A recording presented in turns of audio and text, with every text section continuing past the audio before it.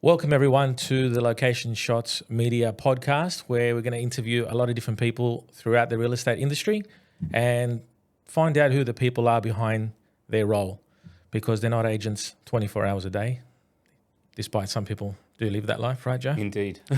So I'd like to welcome our first guest to the podcast, which is Joseph Galea, who is number one, the most first off the rank. He's the most pleasant, friendly, nicest person I've ever met.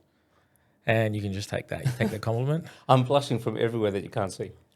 From LJ Hooker, Brighton, Sands, you've been welcome, firstly. Thank you, for Andrew. being here and being honestly, part of it's this. a pleasure for me to come. Thank you. Beautiful. Joe, you've been in Brighton for a long time. You are almost a historian of the area. I love all that type of crap. I love it. Every time, and we obviously work together, but aside from that, every time I see you, you have a story to tell me about a property. And I love that about it. I've always got a story to tell, yes. How long have you been working in the St. George area? Since I left school in 1992. Wow. So straight off the cuff, you knew you wanted to do real estate? No. Oh. I actually wanted to build them and design them. But of course, in those days, when you did the lowest maths in high school, they wouldn't give you a TR score. So of course, all right, can't go to university. What do? All right, I'll do computer-aided drafting at St. George TAFE. And again, in those days, you couldn't do much without the uni. So my grandmother says to me, who was always typical, European background, the property's child. It's the property. It's bricks and mortar. Everything is bricks and mortar. So, okay, so I took the first job offered to me, and which was sort of like a roundabout way, and I got coerced into going into real estate. And that was back in 1993, and I'm still bloody here. And you're still here. And are you still loving it? It's amazing. I love buildings and people, and the people that are in them are just, and what they've done to them. For me, that's very important, because it's more than just the brickwork. It's what they've done to make it their life, But people in general are changing.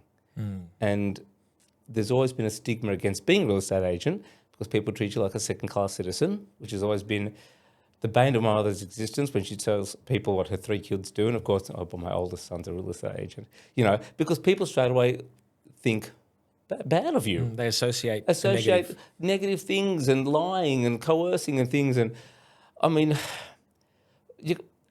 I'm going to swear now. You can. Free reign. The old saying, you don't shit where you eat. And when you've grown up all your life in one spot and you know everybody and you've got your moral compass set right, bloody hell, you've got to keep that with you, because again, after you've sold the property or get another one, or you're doing something or just helping somebody, you've still got to live and work there. And it's always been the part of me that says, no, I've got to see these people for another 10 or 20 years walking in the street. I can't duck my head. So you tell everybody everything. Frank, the boss, tells me I'm like verbal diarrhea. I tell people too much stuff. But you know what? Why not? They're going to find out stuff about it anyway. I may as well tell them that, look, there was a dog buried in the back corner, or you'll never guess somebody was shot in the front door. You've got to tell them stuff, and you just tell them everything. And by the way, that is like that because of this reason, and so on and so on. Yeah. So would you say is it more a pro or a con to be living and breathing in the same place that you work? I love it.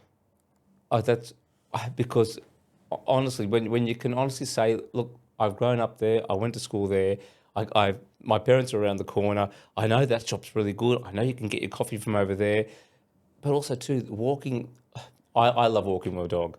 So of course, walking throughout the St. George, I'll walk from Arncliffe, where I live, to Sans Souci, where mum and dad are. And you cut through everywhere that you work, and you see people and you talk to them, and they know you. All of a sudden you're in casual clothes, they know your face, but they can't work out how.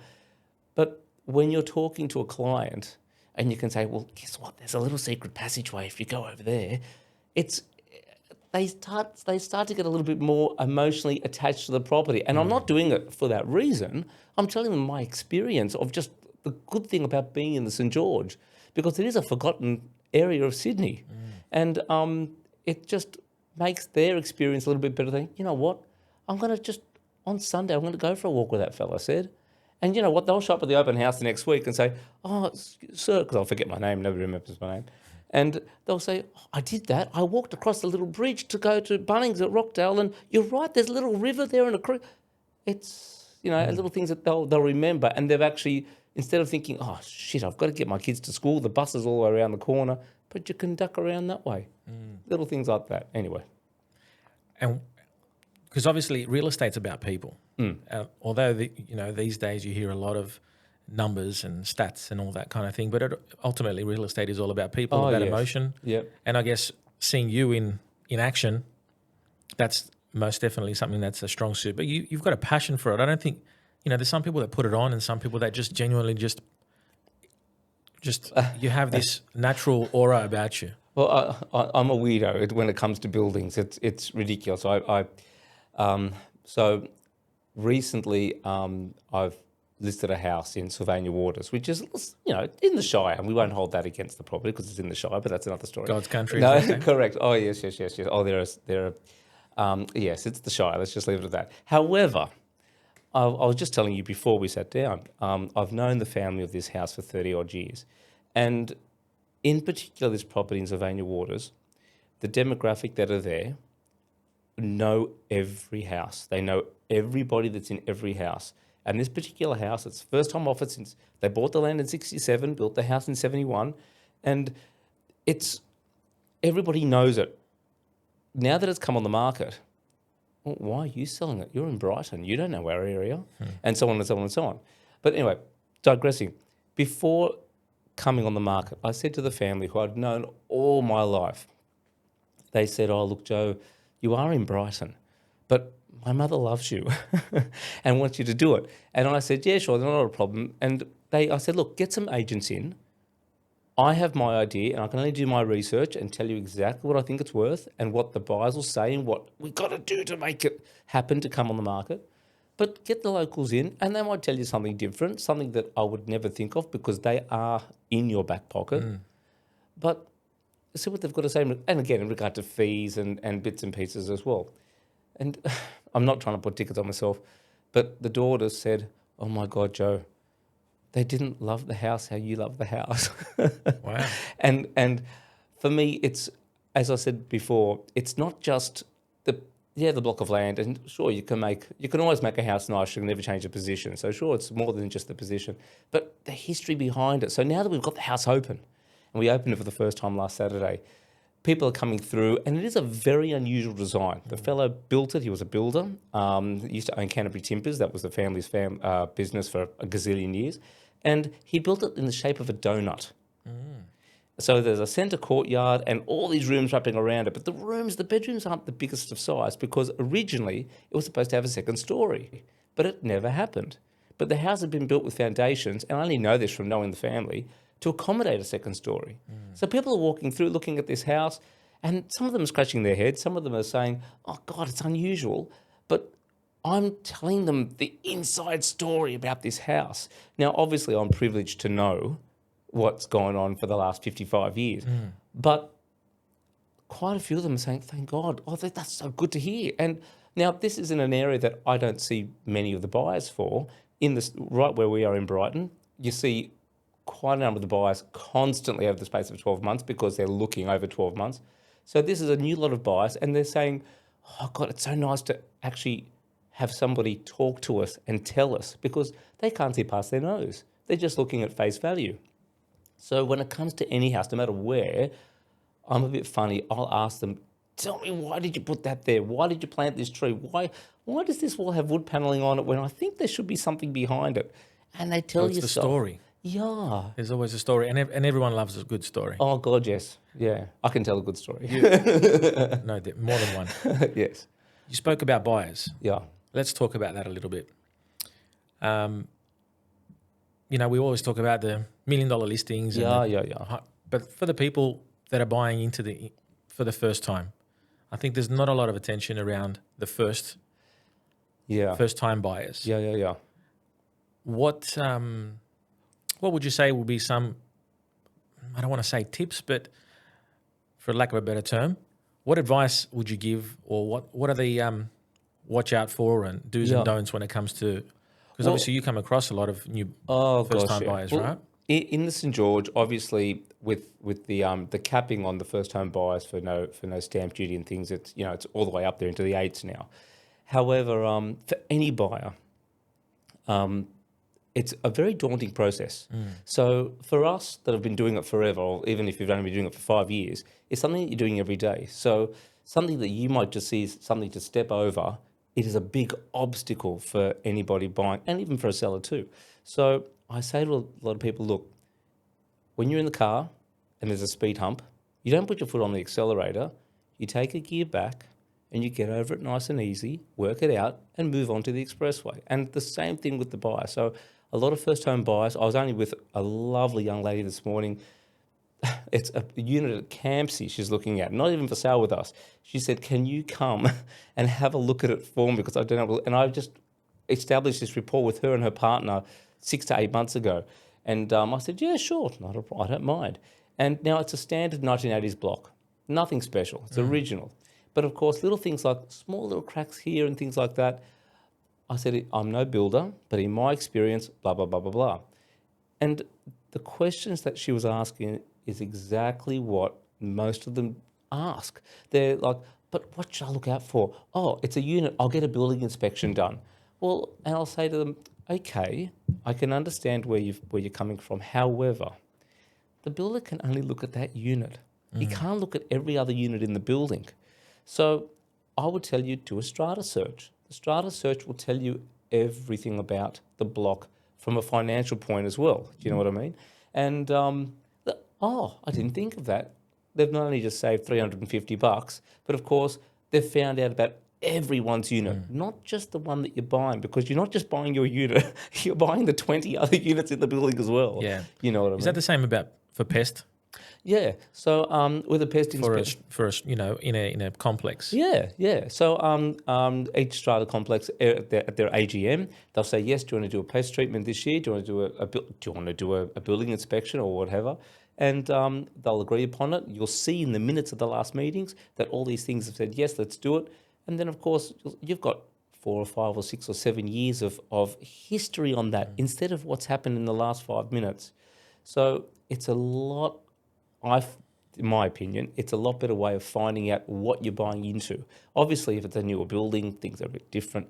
But first home buyers going into a newer building in our area, they're there, but they've got to have a little bit more backing behind them. You know what I mean? Yeah. So you would say that the strata report essentially is almost the guidebook, whether it's aside from price and affordability, but really it's almost like a resume.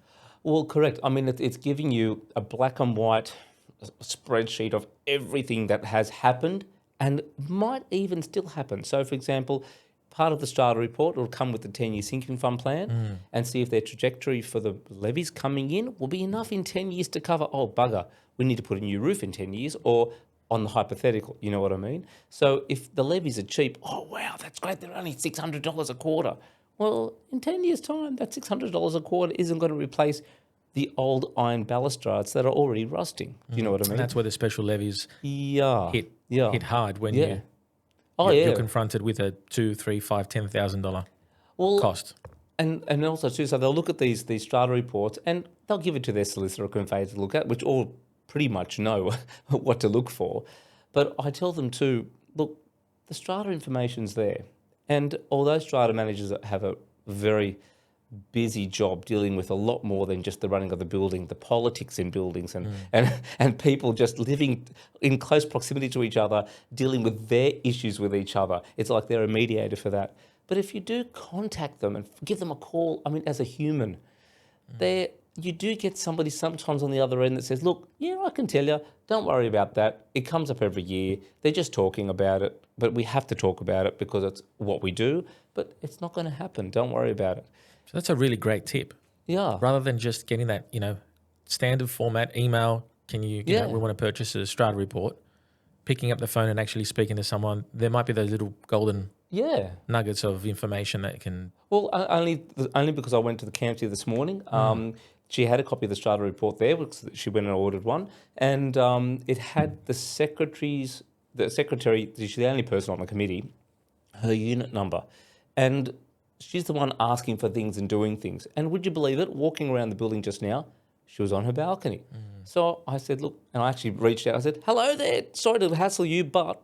And she was so nice, and she filled in a lot of the blanks. I know it sounds silly, and it's very basic things to do, but you know what? You can fill in those blanks that way. And instead of, bloody hell, what does the hell does this acronym they've put in for something to be fixed around a cornice of a building?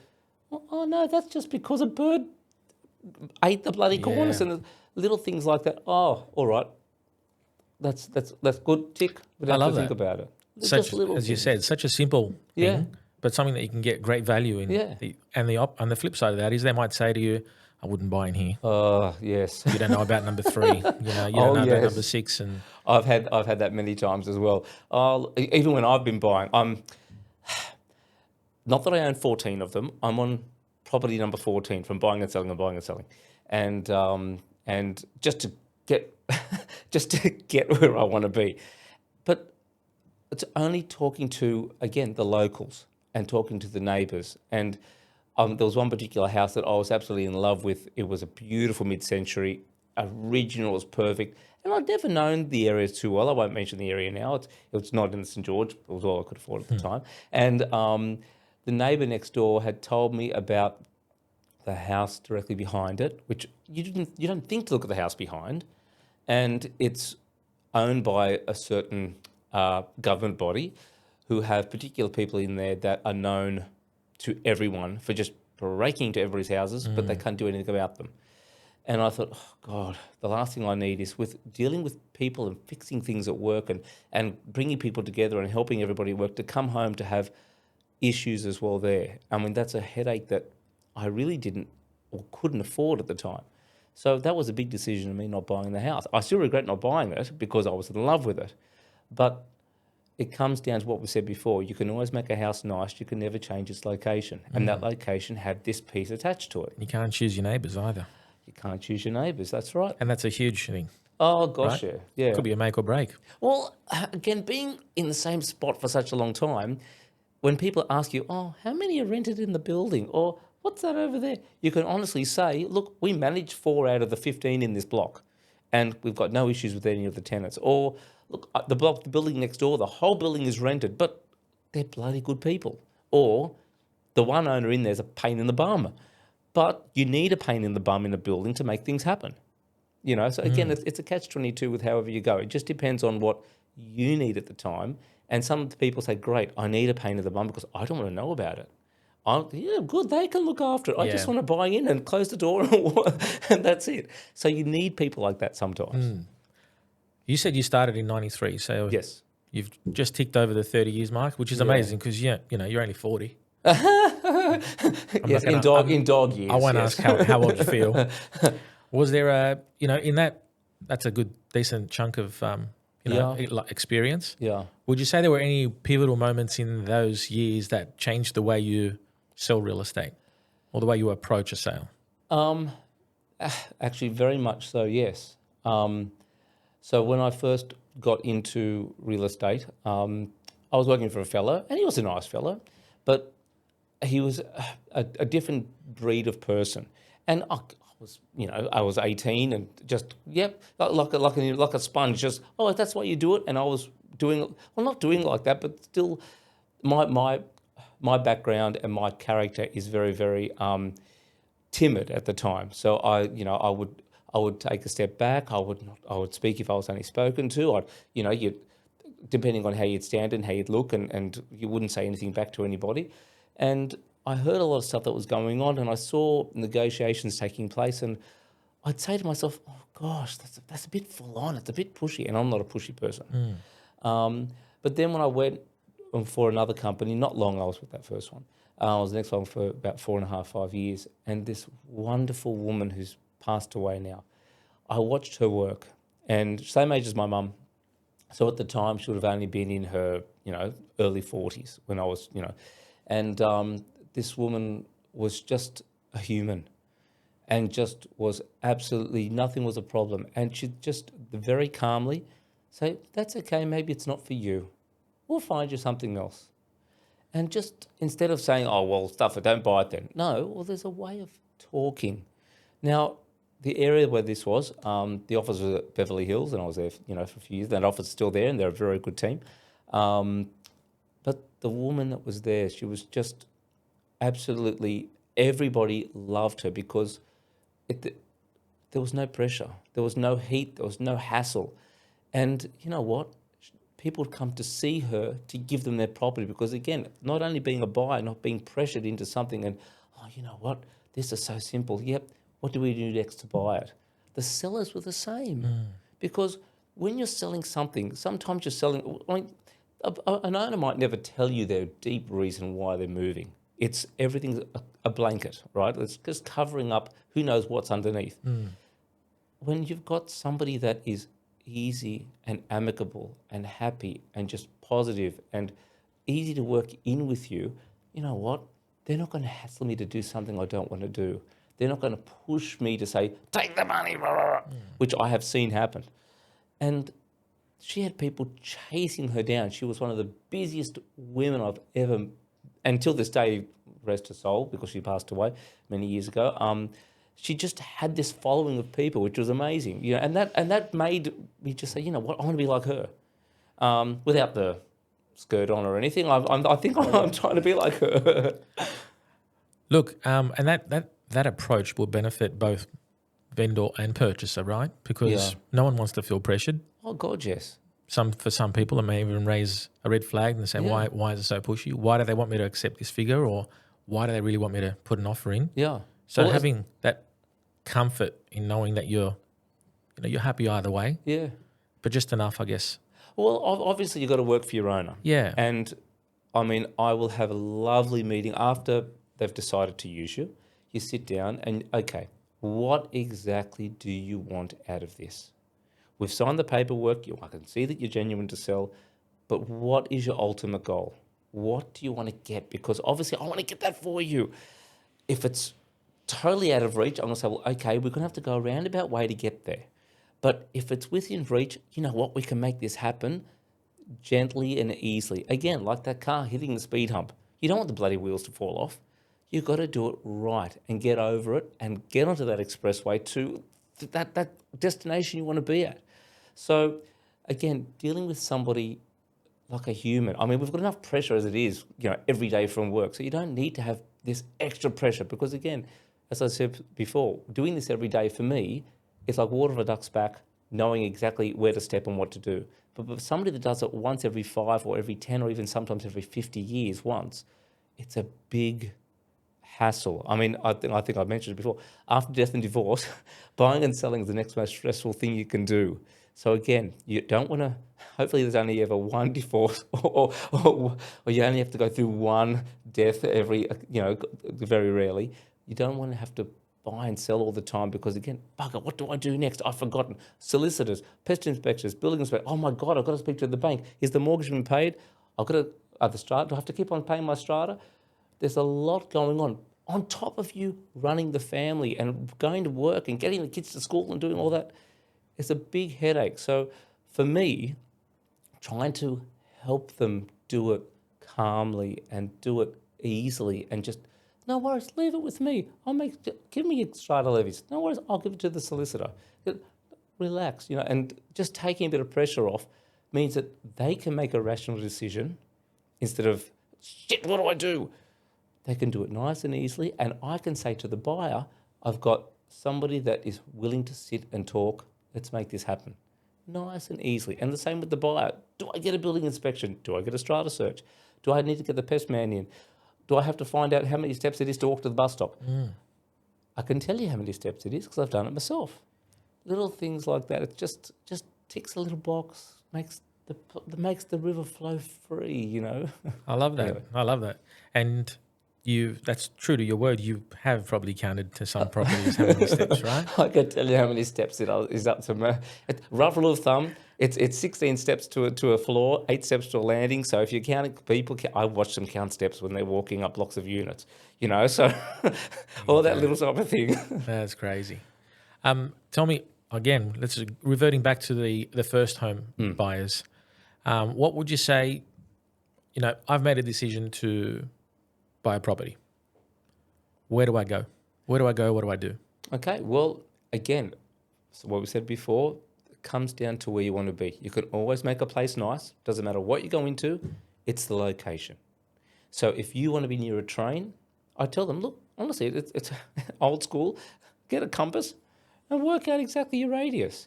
And if that radius is in a price range when you look at the average sales, because everybody looks, whether it's on real estate or Domain or on Homely or any of the sites, you always have a guide there on where the properties are.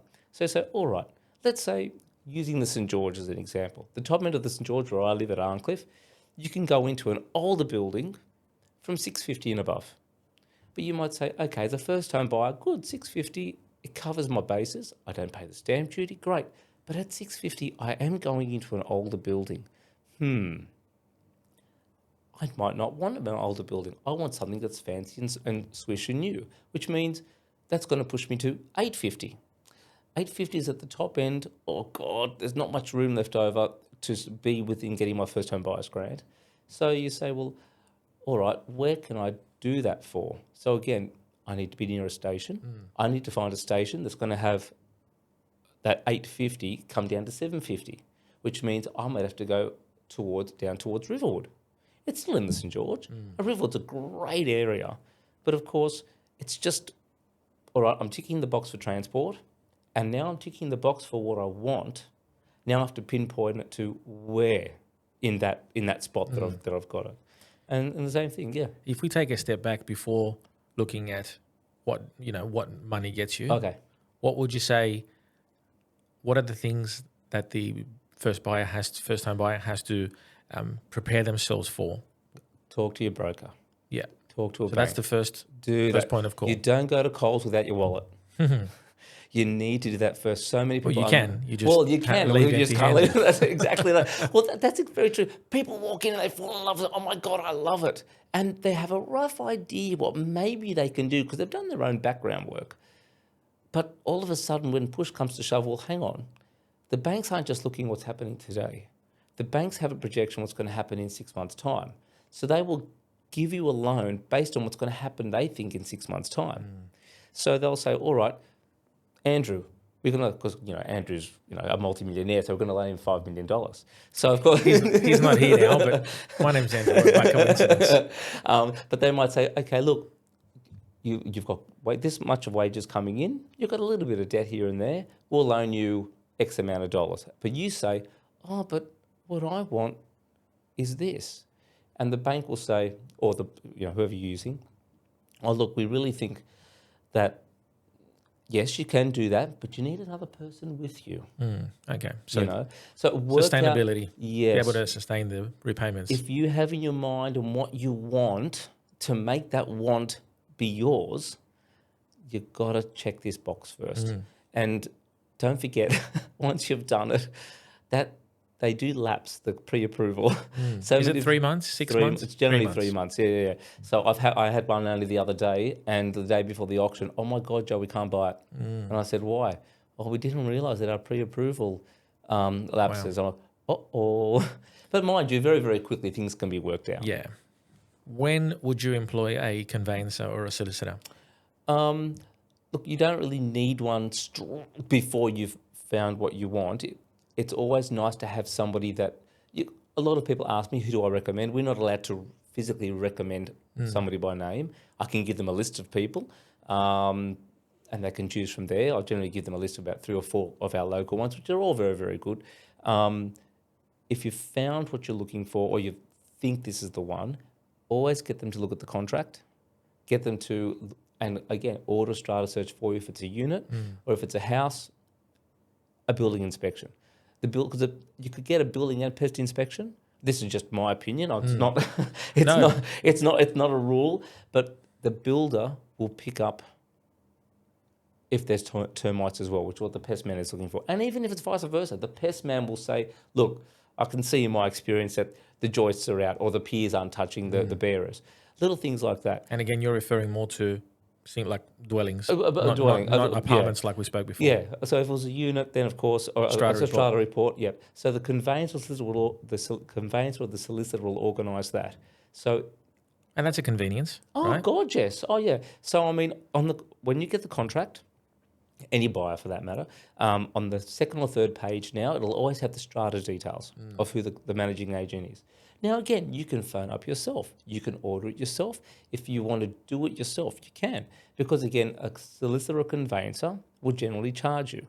A lot of them don't for the first one that you're looking at. They at a courtesy. They'll do the first lot of searches and things for you for free just to help you along, which is great.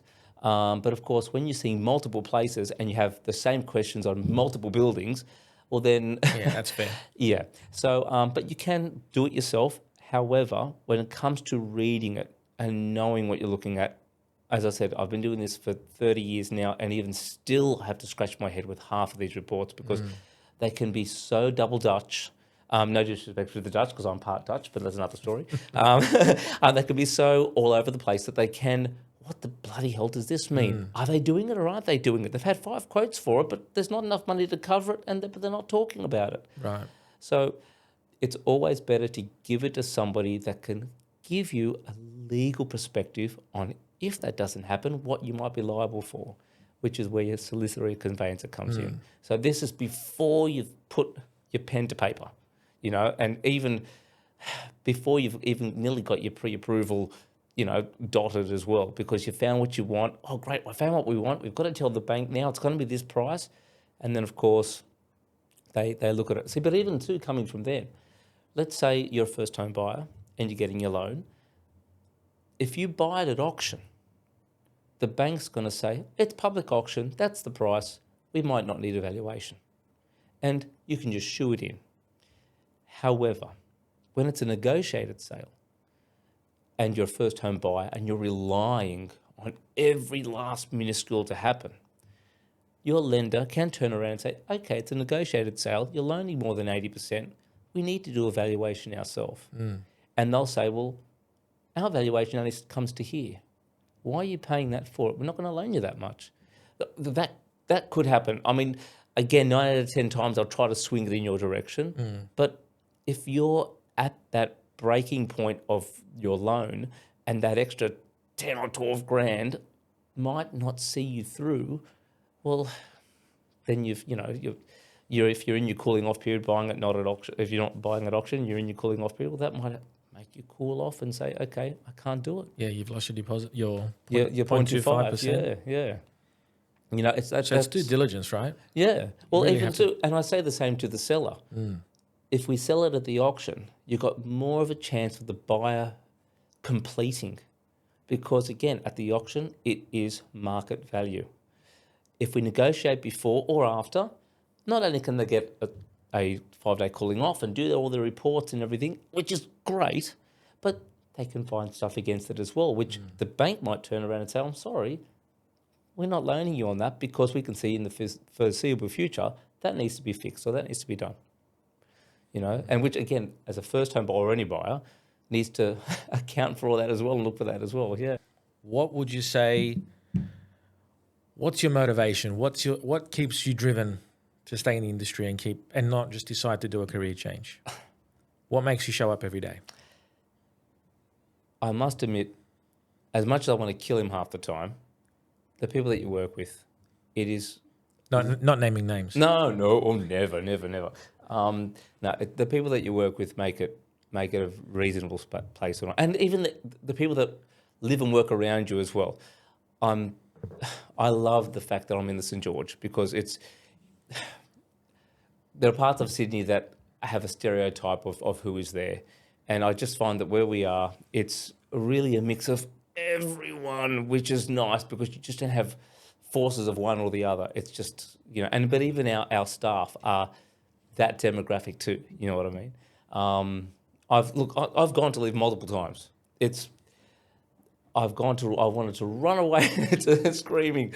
But again, what keeps you coming back, it's just, I love buildings. I love where I live. And I know this sounds funny. When I I'm a Catholic, you see. So of course, when you go to the church on a Sunday and you see people that you haven't seen in ages and they're walking with kids, and when you saw them, they weren't even married. And, oh my God, how you going? It's really nice. I mean, for me, that's really, really nice, But even too, as I said, like I said before, going for a walk from my place to mum and dad's, I mean, it's an hour and 10 minutes to walk casually from Arncliffe to bloody Sans Souci.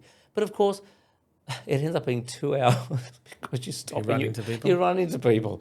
It's like I try to duck out the back way of the office. Not that I don't want to talk to people, but instead of taking 3 minutes to get to the car, sometimes it takes me 20 because, oh, Joe, I've got to ask you a question. And you just start talking. And as you can tell, I can talk. So, Well, that's a good thing. You're going to need that. You need that in that industry. well, I used to be 6'2", I'm only 5'2" now from all the talking, but that's another story. How many properties would you say you've sold? To go in my career. Oh gosh, I've never even thought about it. My goodness, I've never even thought about that. I've never even. Gosh, I honestly, I'd be lying if I told you. I couldn't even tell you. I couldn't even tell you.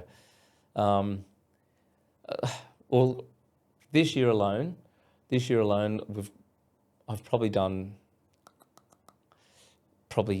not that much. I've probably only done like 2 a week. Maybe 2.5 a week, which is pretty good. Don't get me wrong, considering where we are in Brighton. So when you've got the airport bordering you at the top, Botany Bay bordering you on this side, and you've got every bloody agent on your left-hand side, you've only got a very, very small patch to try to work in. But again, it's when you meet and you start to know people for a long time, like, again, the one in Sylvania Waters, it's outside of my area, but I'm doing it. I did the one in Randwick only last year. Canyon Lee down the southern. You came to Canyon Lee to the drone shots of this place, 25 acres. My grandmother's place down at the south coast.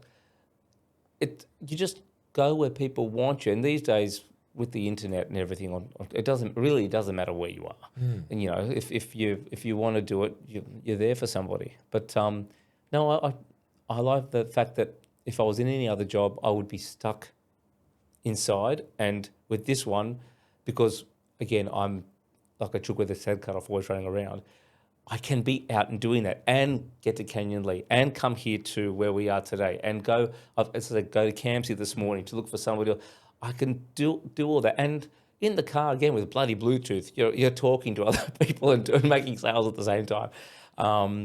That is fantastic. I mean, I left real estate for 12 months many, many years ago because I wanted weekends off, and I went into strata because knowing about property and about buildings, I thought, okay, I'll continue on that avenue. And that's how I was saying before, I know what they have to deal with. So I do have sympathy for them because there's a lot more involved than just what's on the surface. But I was inside every day. And don't get me wrong, it was wonderful. I could clock off. With real estate, my phone's on 24 hours. I get phone calls at 10 o'clock on a Sunday night. Oh, I'm sorry to disturb you, but I'm standing at the front of this house, and so on and so on. But I thought, you know what, I need to clear myself from that. And you know what, I didn't like it after the first week. But you never judge a book by its cover. I gave it 12 months to the day, and then I said, thanks, but no thanks. And of course, I went straight back to the office I was in, and anyway. So how long have you been at the office? Since 99. So less that year that I was in between, So what, that's 24 and a half. So technically 23 if you take off that year that I left for 12 months. Yeah. Yeah. What would you say, obviously a lot's changed from the marketing side to just the way things are advertised. Oh, gosh, yes. I mean, I follow you on social media. And I follow you on social anyone media. who doesn't follow LJ Hooker Brighton, I love how every so often you post one of the old ads, the old school ads of when, You only did one the other day. I did. That's what triggered my mind. It's just crazy how it used to be, right, compared to now. Well, even in my short lifespan of work, when I first started, you'd have to get all your photos ready in an envelope, just a photo developed, and you just write on the back of the photo, if it had the address, because quite often they didn't put the address, you just have 3 lines and the price, and you'd have to write your name, or the office name, this is on the photo.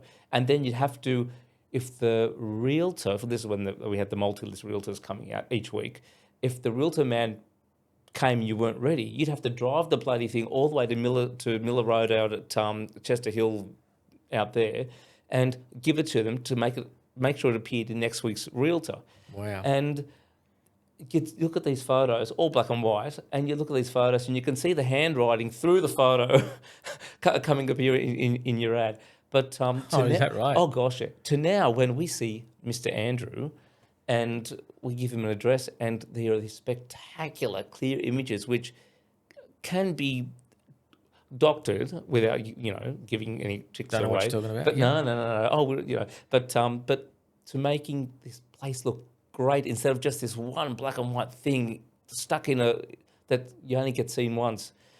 But in saying that, talking about the old ads, I've got bundles of multi-lists from the 70s, which again tickle me because again how my brain works. I'll go through the St. George section and oh my God, that house is still there. Or, because quite a few of them didn't have don't have the address, but being local for so long, you remember these houses. You know the address. Yeah. So of course I'll go up and knock on the door. Hello there, look, I know I work for LJ Hooker, but I'm not here to sell anything. Here's an ad for your house in 1972. Oh my God, come in. Or get lost, But all that type of stuff. But it's a way of also you can see the trajectory of the prices as well, which for me is, I can then say to somebody, oh look, 20 years ago it was this, 30 years ago it was this, 10 years ago, and you just follow There's this a timeline. Yeah, And I revert back to how I introduced you as the historian of St. George, because with what you just said now you're doing, that just shows how passionate you are about the area for the properties rather than just the location. Yeah, it's no secret. We work together and we shoot for you, and every time we walk into a shoot, you're not telling us how fancy the furniture is or anything. You're telling me about this wall, this wall was never there, and this was the extension, and things like that. That it's actually fun for us to know, and it just shows your true passion. Well, we've got a house for sale at the moment on Bay Street at Brighton, and it's RTA effective for road widening, and any solicitor that looked at the contract would say, "Oh my God, it's effective for road widening," but if you know why it's affected.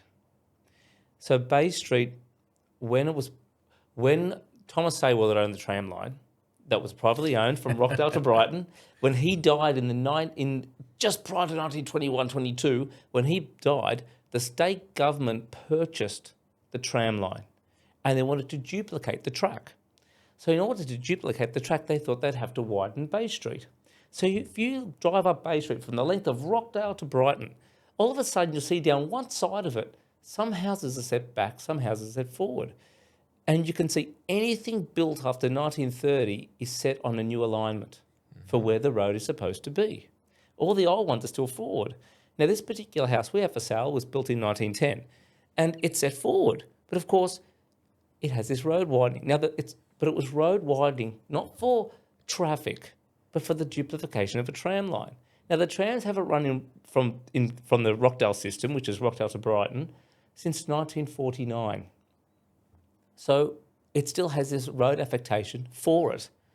Now, it's never going to happen, even though the title still shows, not the title, I should say, the deposited plan from the council still shows that this front section might one day be taken, and it's not going to get taken. I guess it's almost the same thing as the M6. Well, they've extended now to President Avenue. Yeah. That whole stretch through suburbs of Monterey, Dolls Point, Sans Souci. Yeah.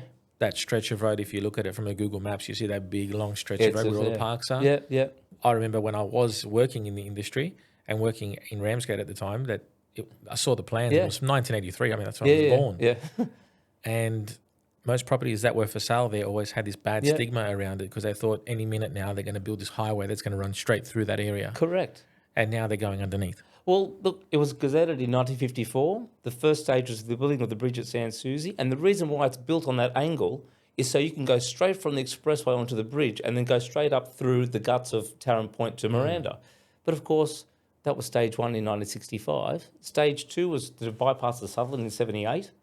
And that's as far as they got. And now, 50 years later, instead of going on top, and they can't touch Scarborough Park anymore, instead of going on top, they're now tunnelling everywhere. So what's happening is all these places will still remain affected. And that's what getting back to Bay Street. Knowing the reason why it's affected, and then you can say to a buyer, because, oh my God, I'm not going to touch this house because my sister said don't touch it. Well, I'll tell you why. And Cayenne is a perfect example of that.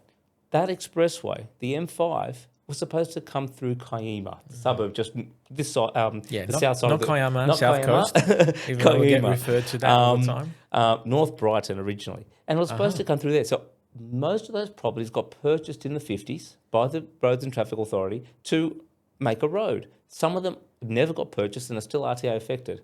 Where does the expressway run now? On the north side of the river. But those properties will still always have an affectation on them. Now, as a buyer, when these come for sale, shit, what do I do? Well, hang on.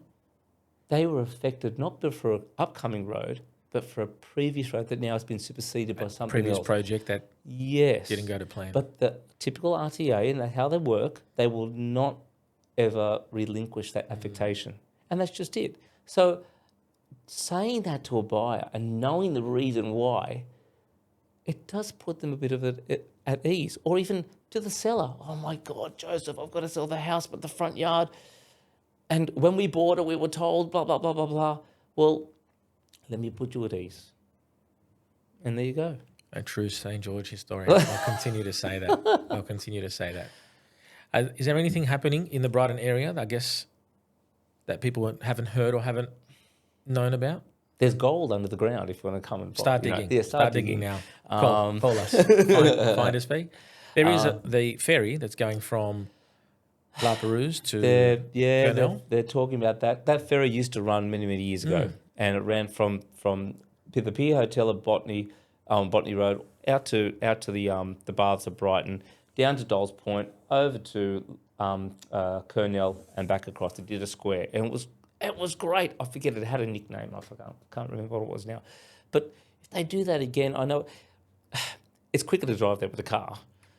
But if they do make the new passenger terminal alongside Foreshore Road, which will bring first overseas passengers to that position, then anything attached to it will, in my opinion, will just boost the area. Not only in people, but in price as well, because they'll be going, well, hang on, this is great. And people, like what my family did when they came to Australia in the 50s, from all sides, they stayed where they landed. And if you've got people coming in, I mean, I know that they fly in now, hence why, again, right there at the airport, they come in, they go to the city, or they come south. And that's why our demographic is so diverse. But the same thing with the ferry. So from a tourist point of view, from a heart point of view of where you first came to a new country, or just wanting to, say you've got people coming from overseas, I'm going to bring them on the ferry for something to do. I know it sounds silly, but it's like the ferry to Manly. It's wonderful. I love it. It is quicker to go in the car. Well, it is now, yeah, sure. But I mean, it becomes something that, it's a must do. And it's a novelty. It's a novelty. And if they do this, it'll bring more people to the shops, which means the shops will become more diverse. It's just another boost for our area. I mean, we had all this. We had amazing stuff, which over the years disappeared. Is it coming back? I mean, there's a lot of shops that are opening. Yeah. Not all of them stay open, of course. Yeah. There's some that open and close before you even know it. Yeah. Novotel is doing some work. Novotel, they're doing a lot of work there. There's a lot of work there. I mean, the story is that they're going to make permanent residencies for tenants in the back there. It's talk. I mean, there's a lot of hearsay about it. But even just if you look at the shops there at Brighton, it's a small strip of shops. We've got, 2 bus services, or 3 if you count the 302 running along the Grand Parade and 303. But it's a small group of shops there with a nice little Coles. Over the years, it was just bait and tackle shops, a couple of basic food shops, Fish and chip shop. and we had Fleming's fish and chip. That was it, and 2 real estates. Then it became 4 real estate offices and restaurants, and then there was a couple of other things that are coming in and out. COVID, like any other shopping centre, ruined a lot of businesses that didn't require having to pay commercial anymore. But as people now, of course, hopefully come out, if they become more touristy in Brighton, I mean, Brighton's the closest coastline geographically for the western suburbs of Sydney. So we get our first port of call there, and it's the only beachside area in Sydney where it doesn't cost you to park your car.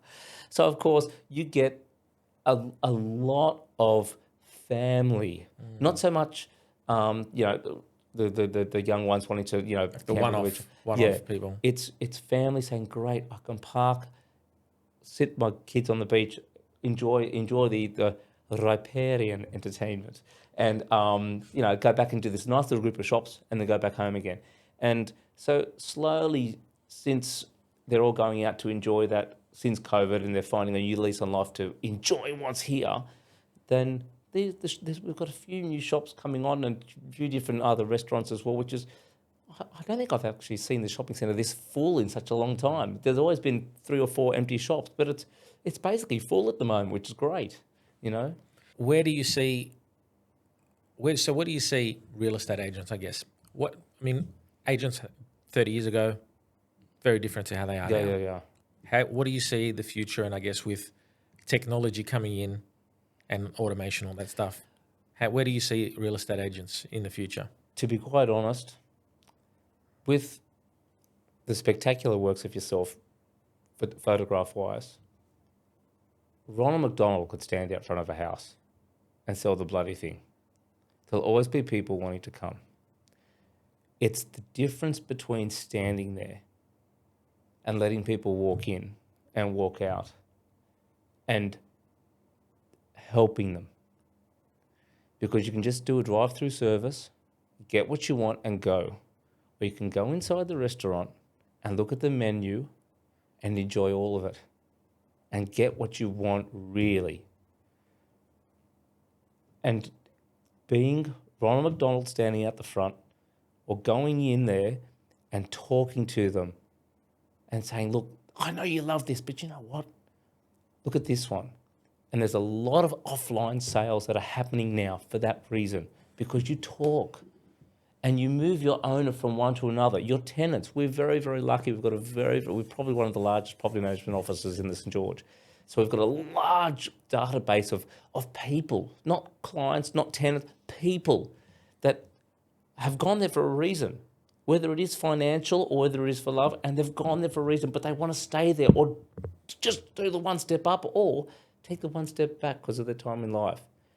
But by talking to them and not just standing there like the old, I don't want to tar it with the same brush, but a lot of old school just being standoffish and standing there and being arrogant. Just being a human and finding out what they want. Yes, it's a bit more effort, but you know what? It's happy. It's just doing the right thing in where you live, because you're not just the agent. You're representing your area. You're representing, your owner. You're representing your company. You've got to just be that person that can help them. You know what it's like when you walk into a shop. Oh my God, there was no service in that place. Into a retail shop or what have you. But you'll go back to the one that actually took the time of the day and said, yes, look, so I've got about this pair of pants or what have you, because they helped me.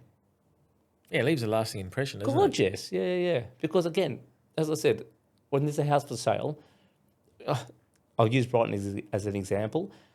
We have a very limited amount of new stock, for units, because it's nearly built out, which is great. That's why it holds its value so well, because you can't build more units there, really. There's only like 2 or 3 small blocks of land left. But in saying that, there's not much available to sell. The houses are the same.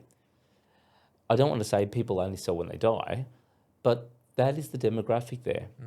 But when you've got far more interest to buy in there and not enough supply, again, you can just stand there. The sale's going to be made. next one, because there's more demand than supply. But what about all the other people that saw it? Because only one person can buy it, unless they all live together. Only one person can buy it. So, well, hang on. I've got this person here. They've got everything approved. They've got everything ready. I'm going to phone them. And you do need a backup plan too, because like what we said before, shit, I didn't have my pre-approval sorted, or I didn't have that organised, or whatever's happened. Bloody hell, I need to have somebody ready to go. And if you've burnt your bridges, well,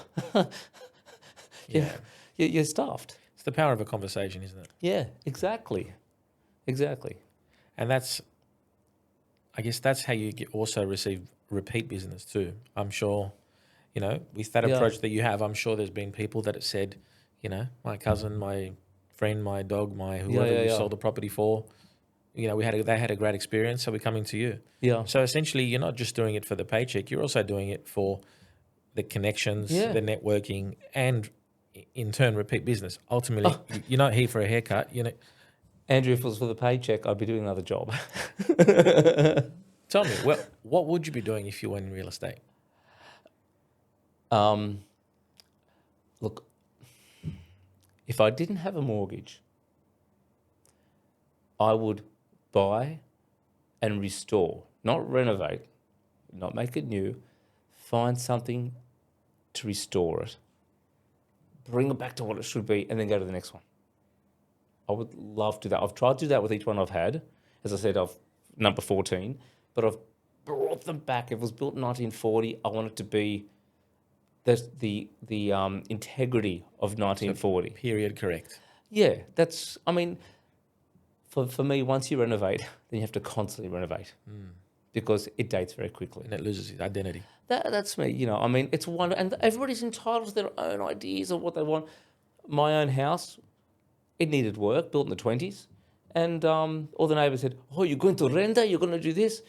And all of a sudden they saw me taking the windows out and they just assumed I was putting, the neighbour said to me, oh, what windows are you going to do? I found an old photo of the house, matched the stained glass windows and have put them back in. And they look like authentic LED light windows from 1922.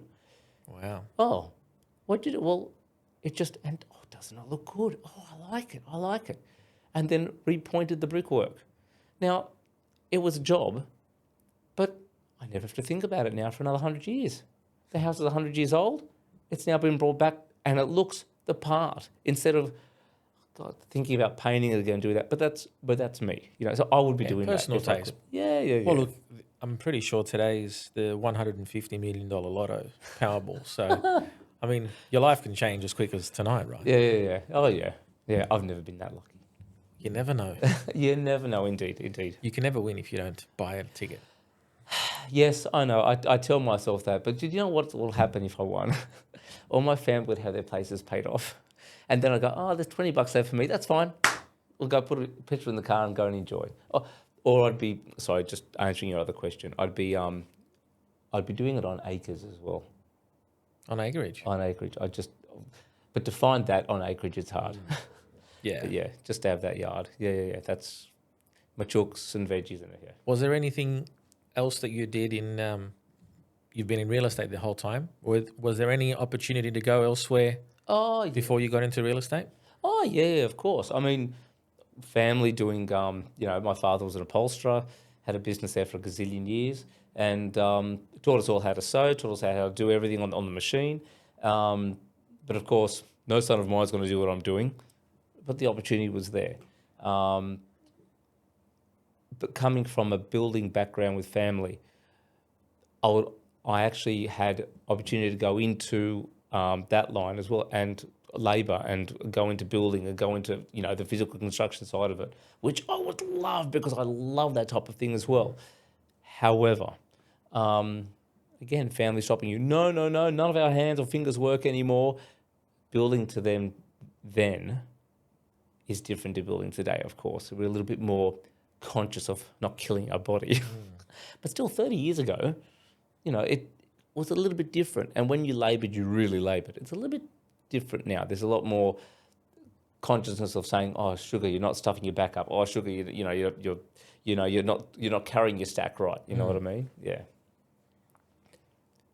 What would you give? What advice would you give to any real estate agent that's starting out in real estate now? Don't do it for the dollar. It's because then you lose sight of it. Because it's after that dollar's been spent and after that dollar's come and gone, you still have to work there. And the locals is what's going to remember you doing the right thing, or doing, just being, unless you want to jump from place to place. Again, these days, longevity in a place isn't what it used to be. People go from place to place, which is fine. But if you want to have a name that people want to come back to, they might not come back to you in the first 3 months. It might take them 15 years to get back to you. But they'll get back to you because they'll remember you. And if they see you doing the right thing and they hear stories, because people talk, they'll always tell you about the bad crap that person's done, no matter who it is, whether it was the grocer or the doctor or the agent or whoever. But if you just do it for the right reason to help them and get them what they want, and of course, getting them more, it's fantastic. But just go about the right way doing it. Don't do it for your goal. Do it for their goal, because that's why they're paying you. That's why they're employing you. They want you to do it for them, not for you. Anyway. That's a great piece of advice. That's all. And in this day and age, everything has become very instant. Instant success, instant rich, instant, gratification. Yeah. I'd rather sit at the back of the bus and watch everybody in the front than be up the front, just with the first person to get a paper plane thrown at your head. Watch it happen, then go and help them. Anyway, that's me. No, it's a great piece of advice.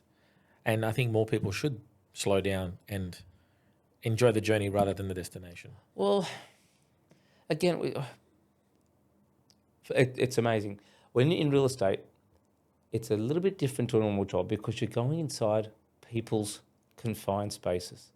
You're seeing a little bit more than the normal person going to a normal job. Sure, every job has their ins and outs, but this one you're going into the private sanctuary of somebody's house, and there are things going on inside behind closed doors that you get very, very privy to.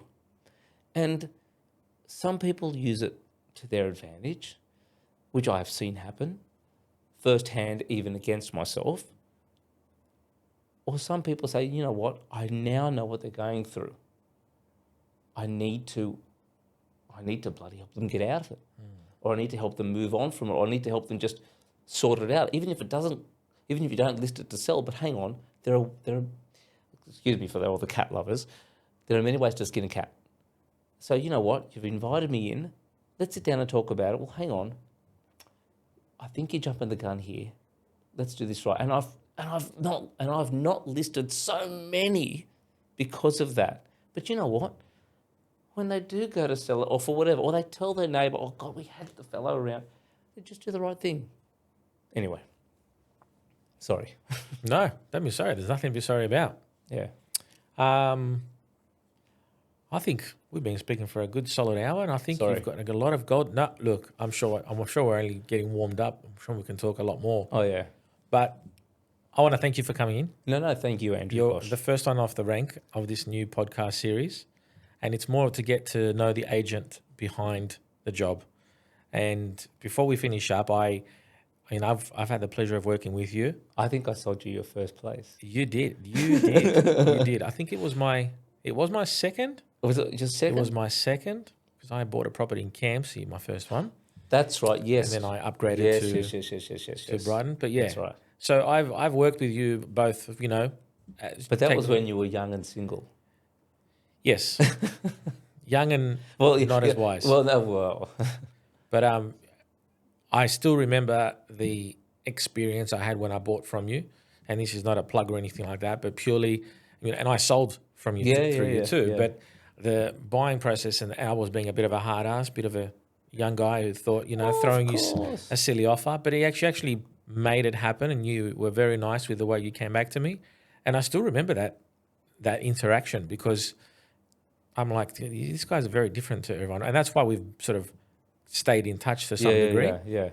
because it wasn't just a quick sale. It was, you were informative. You know, you told me when you gave me enough rope to negotiate, but Yeah, you didn't yeah. sort of, push me one way or the No, other. no, It no. was very comfortable, and I don't think for 1 second I doubted you didn't have my best intentions, even though I wasn't the paying customer at the No, time. that's all right.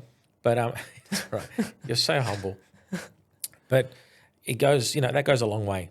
Yeah. And I mean, that was, I think that was 2008.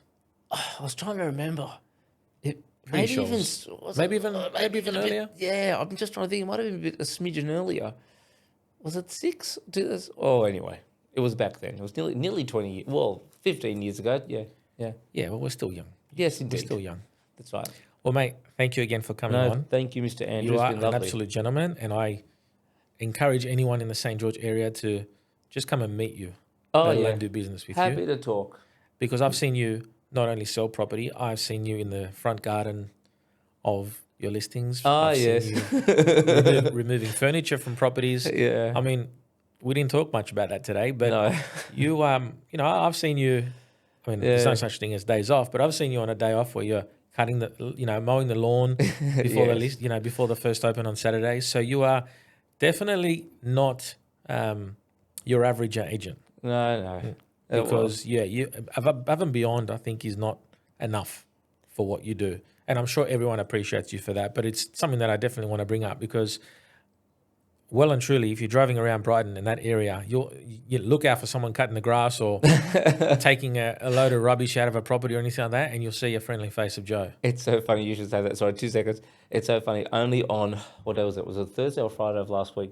I forget. Anyway, cut long story short, with the storm that we had, a sign. So I was there re-putting up the sign and what have you, and I had my good pants on, and the owner came out and he goes, "Now, mate, when you put that sign up, oh, it's you. What the bloody hell are you doing?" I said, "I've got to do it." And as I was doing it, the neighbour from across the road, "Have you changed jobs? I keep seeing you doing handiwork." I said, "No, you just keep on catching me fixing other people's mistakes."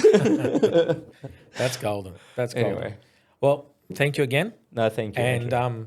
I've never said this on a podcast because it's my first one, but I hope everyone can follow the channel and listen to our story and subscribe so they can get to see a few more podcasts in the Yes. future. And hopefully, maybe we can chat again in 12 months' time. And God willing, yes. hopefully you can be that restorer that you want to be, not the renovator, the restorer.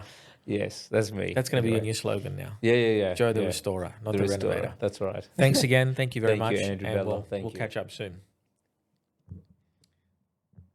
Are you happy with that? Yeah, if you are.